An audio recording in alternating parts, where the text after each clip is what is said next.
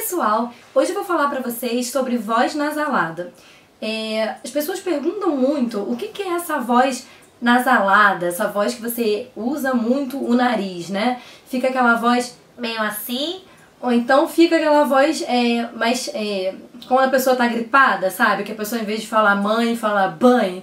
Então, eu já recebi alguns e-mails de pessoas falando sobre essa voz nasalada, como melhorar essa voz que incomoda, né? Que chama a atenção das pessoas e incomoda muito a pessoa, tanto profissionalmente quanto socialmente. Eu vou falar pra vocês sobre duas coisas que eu acho importantes antes de começar a falar da voz nasalada em si, que são os conceitos de filtro e fonte. Primeiro, não é a voz que está nasalada, é a sua ressonância que está nasalada. A sua voz está a mesma coisa que sempre foi. A parte nasal, ela vem das caixas de ressonância que a gente tem que deixam a voz mais nasalada. Vou dar um exemplo para vocês, tá? O que é a fonte? A fonte são as cordas vocais, o som propriamente dito, né? Então, é como se fosse o barulho de um barbeador que a gente fala. Um barbeador elétrico. É assim que é a sua voz puramente sem as caixas de ressonância, tá? E isso a gente chama de fonte.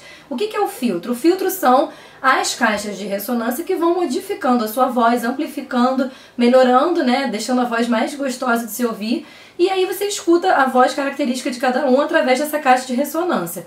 Então, o que pode ser caixa de ressonância? Pode ser a cavidade oral, faringe, pode ser também a nossa cavidade nasal. Tem várias caixas de ressonância que a gente tem que podem amplificar a voz, tá?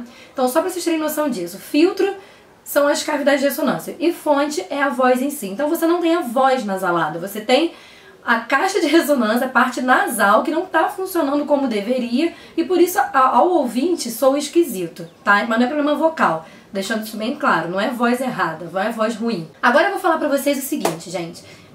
Voz nasalada, na verdade, assim, eu não vou falar termos, eu vou tentar não falar termos muito técnicos, porque eu acho que não tem nada a ver, não é isso que vocês querem ouvir. Mas eu preciso falar minimamente umas coisas que eu acho que são relevantes, tá? A voz nasalada, ela é dividida em duas partes, na verdade. A gente chama de hipernasalidade e hiponasalidade. Vocês vão se identificar, vocês que acham que tem a questão, né, mais nasal, a ressonância mais nasal, vocês vão ver qual parte vocês acham que tem mais a ver com vocês. Vou começar pela hipernasalidade. O que é hipernasalidade? É quando você usa o nariz demais. É muito nariz. Eu vou colocar pra vocês uma foto que vocês vão entender melhor o que eu tô falando, tá? Mas é o seguinte, nós temos a nossa cavidade oral, tá? Vamos lá, vamos visualizar comigo. A gente tem a cavidade oral, temos os dentes, tem a língua, tudo certinho, né? E nós temos o céu da boca, certo? O céu da boca, na maneira mais bonitinha de se falar, é chamado de palato, tá? Palato. Na verdade, tem gente que fala palato, tem gente que fala palato. Ok, é palato, eu aprendi palato. Mas a gente tem o palato duro e o palato mole. O que é o palato duro? O palato duro é o início. Aqui em cima, quando você coloca a língua no seu céu da boca, não é duro? Aqui, se você colocar, vai sentir que tá duro, que tem osso. Se você for varrendo com a língua até lá atrás, você vai ver que a parte de trás é mais mole, tá? Então o seu céu da boca ele é dividido entre uma parte dura e uma parte mole, só para vocês entenderem, palato duro e palato mole. E o que acontece? O problema de quem tem a voz hipernasal é que essa pessoa, ela tem um problema no palato mole, tá? Eu tô falando, gente, da maneira mais leiga e simplificada possível, tá? Os profissionais que me assistirem nesse vídeo vão me xingar. Mas assim, eu tô tentando fazer de uma maneira que vocês entendam, tá? De uma maneira que fique clara para as pessoas que não são fonoaudiólogos, que não são otorrinos e não têm obrigação de saber detalhes sobre essas coisas, tá? Só para vocês entenderem. Então, o que acontece? Nós temos um problema, nós temos o céu da boca que é dividido entre palato duro e palato mole. O palato mole tá deficiente no caso, né? O que tem a ver o palato mole com nariz, com voz? Eu vou mostrar na figura pra vocês, vai ficar tudo muito mais claro. Mas quando a gente está falando, o palato mole, ele se movimenta, tá? Ele se movimenta fechando a cavidade nasal ou abrindo a cavidade nasal. Então o palato mole ele é responsável por tapar a cavidade nasal ou deixar ela aberta. Ele é feito de músculos, né? E tem toda uma inervação que envolve esse palato. E para que ele tenha uma movimentação direitinha, para fechar e para abrir quando tiver que abrir. Tem certos fonemas que a gente fala que eles são fonemas orais. E tem fonemas que são nasais, como é o caso do M, do N. Então, dependendo do que você for falar, vai fechar a cavidade nasal. Dependendo do fonema que você estiver falando, ela vai abrir, ela vai estar sempre em movimento. Só que nem todo mundo tem isso direitinho como deveria ser. A gente tem muitos casos de doenças neurológicas, inclusive, em que o paciente fica com aquela voz mais hipernasal por conta de deficiências na inervação, enfim, uma série de fatores, tá? E aí deixa a pessoa com aquela voz assim, sabe? Eu não sei se vocês sabem, os fãs de Friends talvez entendam melhor o que eu tô falando, porque eu sou. Então assim, sabe a Janice do Friends, quando ela chega e fala "Oh my God", do Chandler, sabe? Só os fãs de Friends vão entender, quem não for não vai entender nada e pula essa parte. Mas ela tem a voz super hipernasal. Mas isso é um assunto importante também pra falar pra vocês. Por quê? Tem essa deficiência na mobilidade de palato. O que vai acontecer? O ar vai entrar demais no nariz e você vai ficar com muito nariz, tá bom? Vai ficar com esse som esquisito, porque o palato não tá trabalhando direito, não tá ocluindo a cavidade nasal quando deveria, tá entrando muito ar, a voz tá ficando nasalada, tá? Mas uma coisa que é muito importante falar pra vocês é que a pessoa às vezes ela modula isso. Tem gente que pode falar com a voz mais nasal, tanto que dubladores fazem isso sempre. Quando o dublador quer fazer uma voz mais nasalada, ele faz. O dublador, né, ator também, tem essa capacidade muito legal de modificar as caixas de ressonância e ficar com a voz totalmente diferente. Então você não precisa ter um problema sério pra isso, você até pode brincar com isso se você quiser, tá? No caso, essa atriz do Friends, agora falando sério, ela não tem essa voz, mas ela faz essa voz pra que funcione pro personagem dela. Tem um outro personagem também, no The Big Bang Theory, não sei se alguém vê, mas tem uma lourinha no The Big Bang Theory, que é a mulher do Howard, eu esqueci o nome dela. Mas ela também tem uma voz muito irritante, mas que na vida real não é assim. Então, tudo isso é você mexer com as caixas de ressonância, tá? Isso é muito legal, isso, eu acho, pelo menos. É muito interessante. E assim, como tratar a hipernasalidade? Eu não fiz esse vídeo, não é focado em exercício, tá, gente?